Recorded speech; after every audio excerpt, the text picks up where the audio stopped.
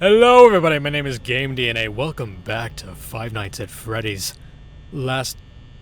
Wait. This isn't right. What is this? Where are we? This isn't the office. This is an illusion. Five Nights at Freddy's is an illusory game. This office looks 3D, but it isn't. It's made in 3D software, and they're just pre-rendered images. Actually, everything in this game has been pre-rendered. There aren't any animations or rigs or sprites. But what do you expect for a game made in only 6 months? That's right, 6 months. For a game that spawned 3 sequels, nearly a dozen spin-offs, and 2 feature films.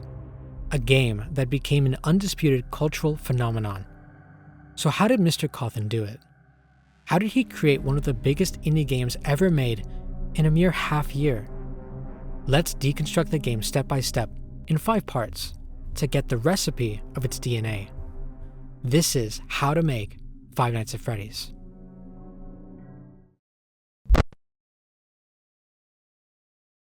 First, we have to start with Scott Cawthon himself, the man behind it. Superfans will no doubt have seen everything there is to know about this franchise and Scott's past catalog before FNAF, but his story is still worth telling. Five Nights at Freddy's wasn't his first game, or his second, or his 10th, but Cawthon's 78th try at making a successful game. He had been making games for nearly 20 years before striking gold, with his toes dipped in animation work as well. Cawthon always made games using Click Team Fusion, and created a wide range of titles ranging from puzzle games, to slot machines, to RPGs. His magnum opus before FNAF was an RPG called The Desolate Hope, an RPG filled with maximalist machines and automatons. Sci-fi is really Cawthon's bread and butter, and the passion and effort put into this game is still unmatched by many independent developers today. However, it was the reception to his last big title that gave him the inspiration for Five Nights at Freddy's. Chipper & Sons was put up on Steam Greenlight and was criticized for its unintentionally scary-looking animal characters. This is a trailer for Chipper & Sons Lumber Company on Steam Greenlight. Terrifying. This reception threw Cawthon into a despair, as none of his games really ever hit the mark with audiences. Before throwing in the towel, he sought strength in God, and decided to make one final attempt.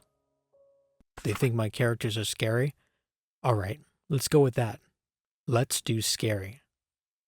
It's unknown how exactly Cawthon came up with the idea, but we can speculate that all the ingredients were there for him.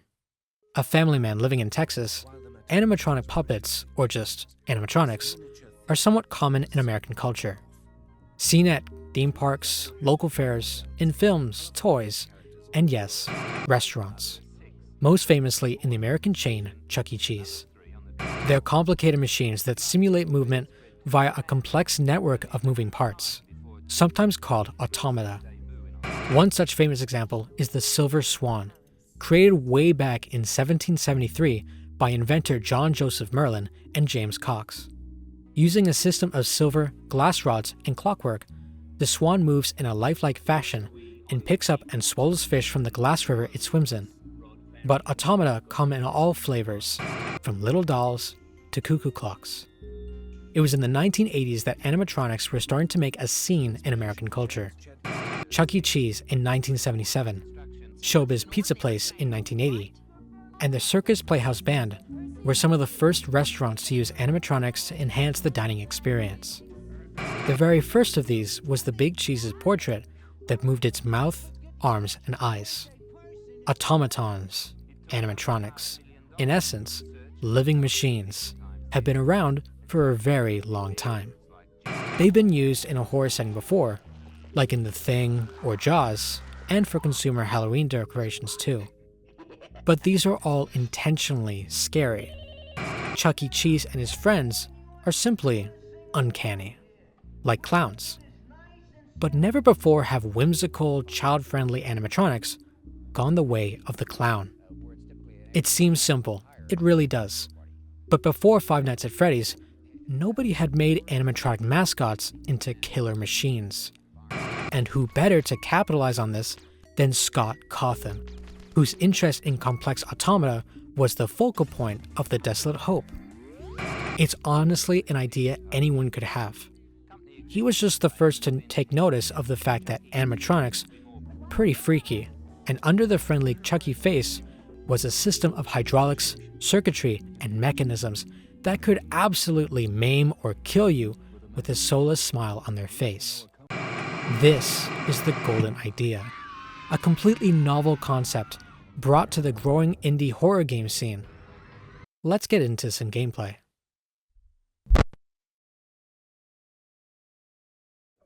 There's definitely at least a few angles we can approach this idea from.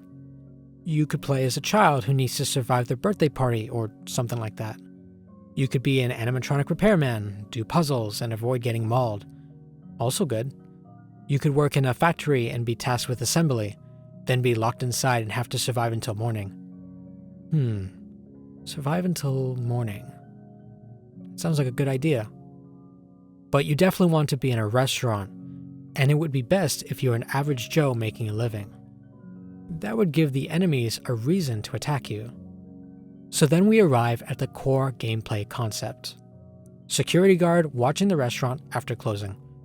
Simply watch the cameras in your office. It's a familiar, straightforward job.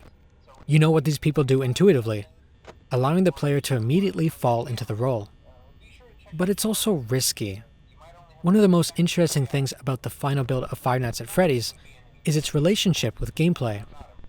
As a player, there are only two tangible actions you can take. Close the left door or close the right door. Everything else is information. Checking cameras, toggling lights, information. Checking the camera does come with the ability to slow Foxy and Freddy, but they still just inform you on when to close the doors. Those are the actions of consequence. The player is simply waiting for morning and deciding if and when to close the left or the right door. Simple? Yes, of course. The gameplay here is extremely basic, which risks boring players. So we must increase the stakes. The player can't just close both doors and wait until morning.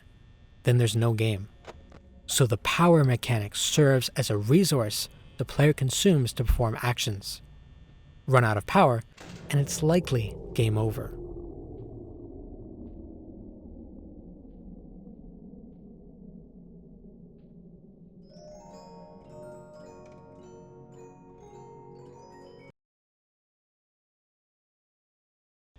So, gameplay, in the purest sense of the word, is about being on top of the enemies. But the activity of the enemies dictates how often you have to check up on them. So the more nights you survive, the more actions you'll perform to make it to morning. This system is a trade-off of tension. When the doors are closed, you're safe, but also constantly draining power. This tension is the lifeblood of the experience, and everything that comes next is in service of feeding it. It's a deceptively simple system that works quite well. The fewer tools players have, the more they feel helpless. Few moving parts, but high impact. If the player runs out of power, that tension releases all at once. It's sort of a relief that you don't have anything you can do. Until then, however, it's still a fight for your life to see the sunrise. So now that we have the gameplay mostly figured out, we turn to the level design, the restaurant. There are a bunch of configurations Cawthon could have gone with. Put the player right in the middle, for example. They could also be on one side of the building, with threats from the other three sides. They could be at the end of a maze, with the enemies slowly making their way towards you. However, all these have their own drawbacks in regards to pacing and layout. Instead, it's simple. The player sits at the end of two hallways, with each enemy on the opposite corner of the building. They slowly wander throughout the night and take detours in various other rooms, but they're always headed in the direction of the player. However, having all of them start at one end is boring. Let's throw some curveballs. First, we'll make one of the enemies start halfway, so they only have to traverse a short distance. I'll expand upon this later. Second, we'll make one of the rooms audio only to force the player to just listen to what's happening over there. Remember that tension? Thirdly, we'll make it so that the player's location is not the terminus of the path of the enemy, but around 90%. If the player was situated at the very end, then they could always see the enemies coming. This is why we need 2 hallways, not just one. But giving the enemies a chance to harmlessly walk by the player into a corner allows for the possibility of a surprise attack from the rear. The building of the restaurant is predictable, but slightly dynamic to keep the player on their toes. Every opportunity to make the player feel backed into a corner should be taken. That's the kind of horror we're going for here. A stage, a dining room, some accessory rooms, some special rooms, 2 hallways, and the office. Simple, straightforward, and effective. Technically speaking, these places don't actually exist in the game though. Like I mentioned before, Five Nights at Freddy's is an illusion. You can't simply no-clip out of the room and see the whole building for yourself. Everything is just a series of pre-rendered images. Foxy running down the hallway? Yep, just an image sequence. The map here is real, but it's also not real. The positions of the enemies just dictate what image shows up on the camera and who's in the window. It's cheap and efficient to do it this way. But of course, there are also drawbacks. Cawthon never rendered out images for when 2 animatronics are in the same location, such as the washrooms. Did you know that when any character leaves the stage, the back wall disappears? Scott must have just accidentally deleted it when he rendered these out. Some of these rooms are really cheaply made too. Look at the reflection of this floor. It's a mirror sheen. These posters are just textures. There's no backdrop to the dining room. I'm partial to Bonnie standing in the supply closet myself. What's he doing in there? But it's also clever, because Cawthon knew the cameras would move from side to side, so all of these are a little longer than the standard 16:9 aspect ratio. Of course, the experience wouldn't be complete without the all-important audio. Hello? Hello? I wanted to record a message for you to help you get settled in on your first night. Most of this falls into place, and you don't need a high-quality recording microphone to capture good sounds. It just needs to feel real. But with every action-consuming power, Five Nights at Freddy's is mostly a listening game. Cawthon really knew his stuff when he assembled the soundscape. The constant drone of the fan is just enough to distract the player from important audio cues.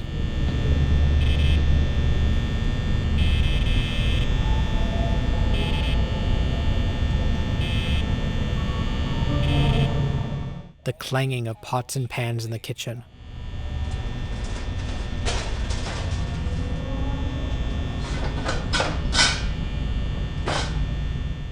The shuffling of feet outside the door.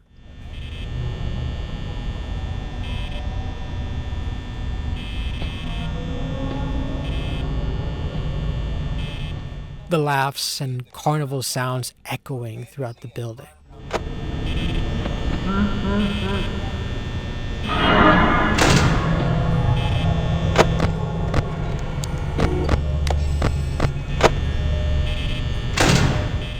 It serves not just as a guide, but as noise the player must weed out too. It's actually surprisingly easy to make audio for a horror experience. Anyone can do it. Take something familiar, like say, the click of a mouse, and just slow it down. Crush it a little bit. Add some echo, a reverb.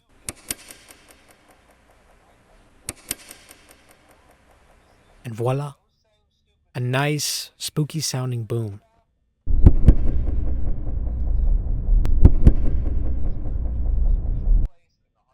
Cawthon probably went around his house recording everyday objects. Kids' toys, walking around in shoes, clanging dishware together, then just played around with them a little. Plugged them into the game as some ambiance, some red herrings, a balance of things. Make the player question why they're hearing what they are. But wait, where's that laugh coming from?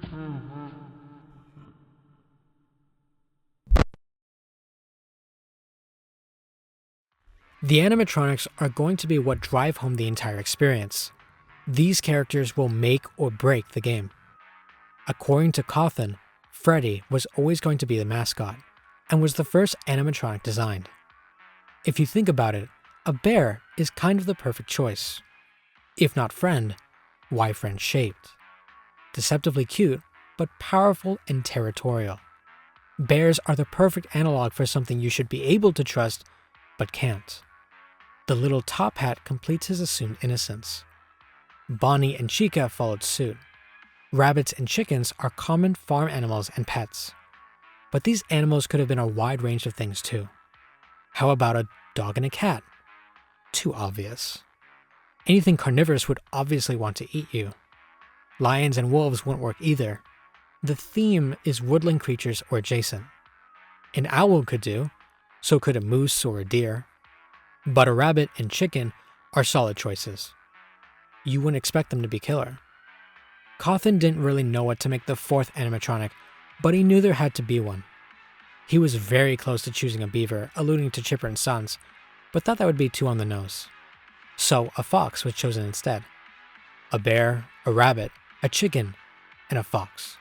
Those are our enemies. Now, to place the enemies.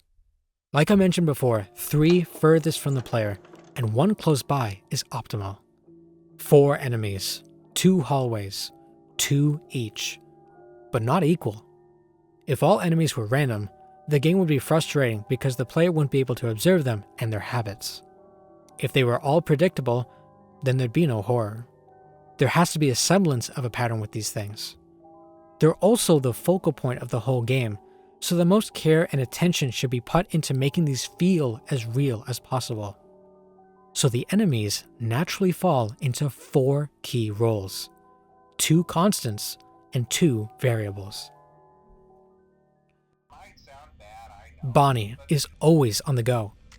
Bonnie can skip cameras and moves around erratically on the left side of the restaurant.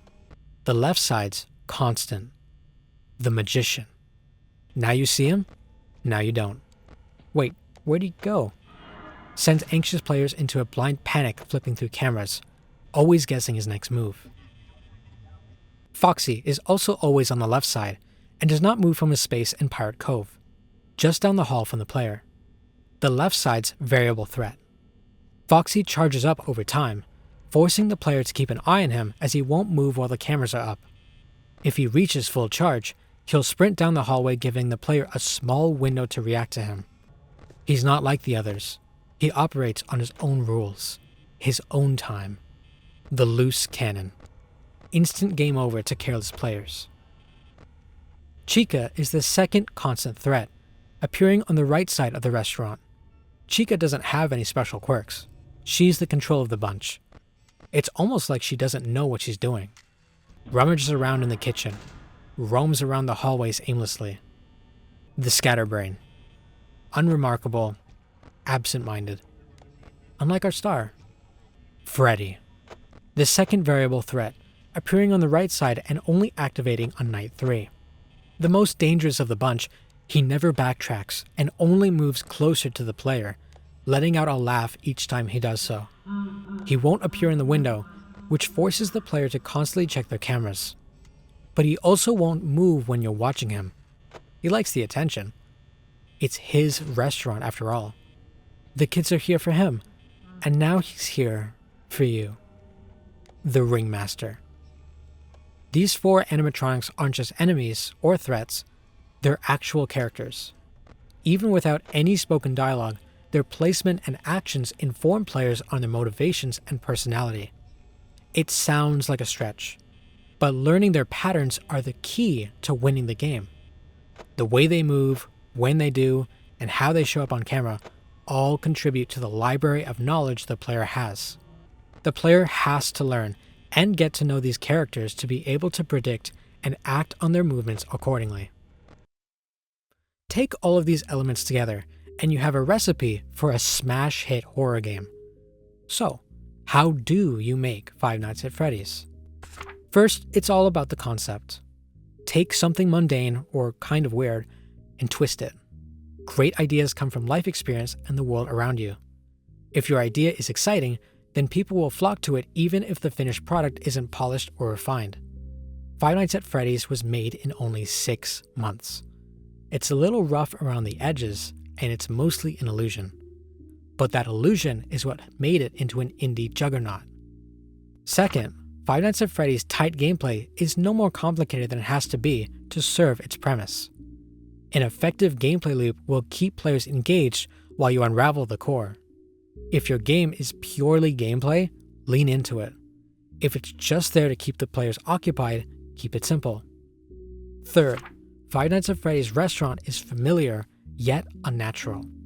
Create levels that are easy for players to navigate. Let their own expectations and experiences do the work for you. Then set the pieces in interesting ways that maintain game flow.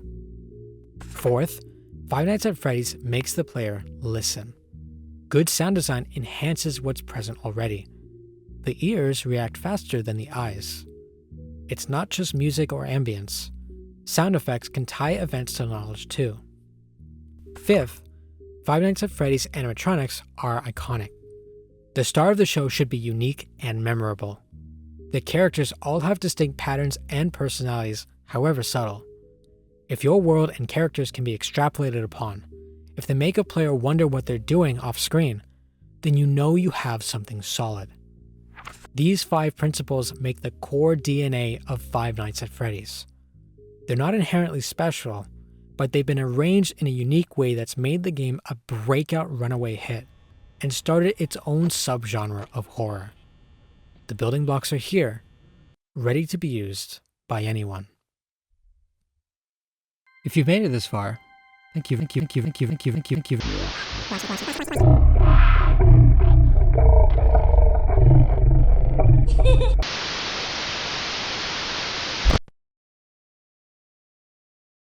You didn't think this was actually the end of the video, did you? We have the animatronic built and ready to go, but it doesn't turn on. Obviously, it doesn't turn on. We haven't addressed the elephant in the room. What the Fred is going on here? Like, with this game. Who are we? And why are we in an old abandoned children's restaurant as a security guard? What is the bite of 87? And why are there animatronic machines trying to kill us? This game did not take over the indie gaming scene for nearly 2 years because it had some very basic gameplay and a cool premise. No, it was the mystery. The questions that hundreds, if not thousands of people tried to solve. For whatever reason, Cawthon baked a subplot into this game. A novelty in his entire catalog. He had never tried to leave a trail of breadcrumbs leading to a deeper narrative before. This is the secret sauce.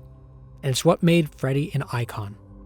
The posters that were changed on the wall, the hallucinations the player would see from time to time, the extremely rare Golden Freddy sighting, clues left in the world and through rare gameplay events, blink and you miss it kinds of details. It was these small little extras in the game that stuck with players and spectators alike, and fueled the community, which went wild with theories and speculative videos, posts, and comments. The millions upon millions of eyes each new theory video came to watch, to theorize using evidence presented by the game. This burrowed their way into the minds of millions and planted the seeds that became an object of interest to some and an obsession to others. He probably never intended it to blow up like it did. To think that these puzzle pieces might have been a little more than an afterthought, accidental, and without the story hidden beneath the floorboards, Five Nights at Freddy's may have just been another title in Scott Cawthon's long list of games. So let's add a little addendum here to the list. Sixth, Five Nights at Freddy's leaves a breadcrumb trail for the observant and curious players to follow. The game within the game. A puzzle they must piece together. This is the soul that completes the picture.